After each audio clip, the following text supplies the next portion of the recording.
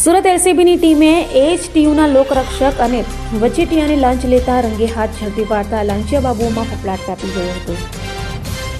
સુરત શહેર ક્રાઇમ બ્રાન્ચના એએચટીયુમાં ફરજ બજાવતા લોકરક્ષક ધીરુભાઈ નાકાભાઈ ઠાકરિયાએ અને વચેટિયા લાંચ લેતા ઝડપાયા છે। લોકરક્ષક ધીરુભાઈએ એક જાગૃત નાગરિકને મસાજ પાર્લરનો વ્યવસાય શરૂ કરવા માટે પ્રોત્સાહન આપ્યું હતું।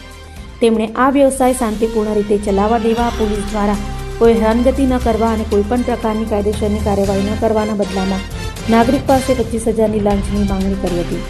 તો બનાવને લઈ એસીબીમાં ફરિયાદ કરાતા આખરે એસીબીએ ઝટકો ગોઠવી લોકરક્ષક ધીરુભાઈ ઠાકરિયા અને વચેટિયા રોનક ત્રિવેદીને ઝડપી પાડી બંનેને સળિયા પાછળ ધકેલી દીધા હતા।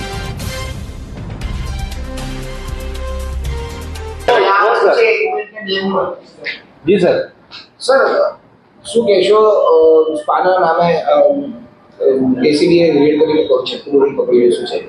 जी गतरोज एसीबी टोल फ्री नंबर 1064 ઉપર એક જાગૃત નાગરિકનો કોલ મળેલો, જે અન્વયે એએચટીયુ ક્રાઇમ બ્રાન્ચ સુરત શહેરમાં ફરજ બજાવતા ધીરુભાઈ ઠાકરિયા તેમજ એક પ્રજાજન રોનક ત્રિવેદી, જેઓએ આ કામના ફરિયાદીના જોડેથી મસાજ પાર્લરનો ધંધો કરવાના અને તેમાં કોઈ હેરાનગતિ નહીં કરવાના આવેજ પેટે ₹25,000ની માગણી કરેલી અને એ માગણીમાં તેઓ રેડ હેન્ડ પકડાયેલા છે।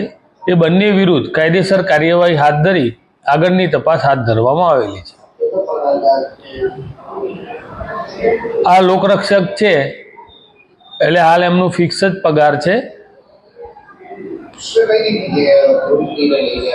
નહીં, મસાજ પાર્લરનો જે ધંધો આવે એ મસાજ પાર્લરનો ધંધો કરતા હોય ફરિયાદી, એમાં કોઈ હેરાનગતિ નહીં કરવાના આવે પેટે આ 25,000ની માગણી કરેલી। ટોલ ફ્રી નંબર અન્વયે બરોડાની એસીબીની ટીમ એમણે આ ટ્રેપ કરેલી છે અને એ ટ્રેપ સફળ થયેલી છે।